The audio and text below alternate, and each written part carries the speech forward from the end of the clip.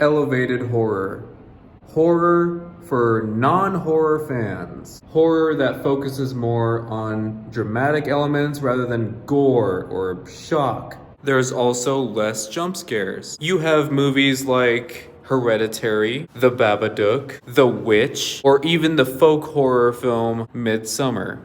Is elevated horror an actual genre? I would have to say it's more of a style and a trend. If it is a genre, then it should be a derivative form of art horror and psychological horror. Most of these films give me, for example, Shining vibes. These so-called elevated horror movies have a similar style to older films. If it's a new style for the modern era, for this generation, and if it's a genre, then it should be a genre of psychological horror and art house horror films. It's just like film noir. It's debatable whether it's a genre or not, just like film noir is. If it's a genre, then it's psychological horror, basically.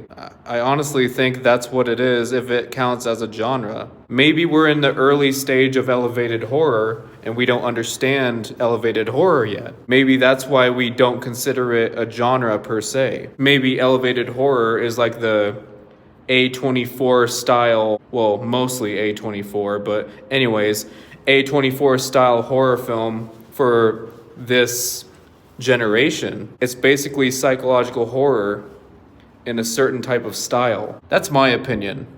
If it's a genre, then it's basically a subgenre of psychological horror with artistic elements. It's just like Mike Flanagan coining the term mega slasher. The mega slasher is in its early form, and we don't understand mega slasher yet. Horror will evolve either way. Nowadays, the internet has analog horror, but I guess I'll talk about analog horror another time. But yeah, that's my opinion on elevated horror. I'm Jason Hauser, just watching the Jason Channel.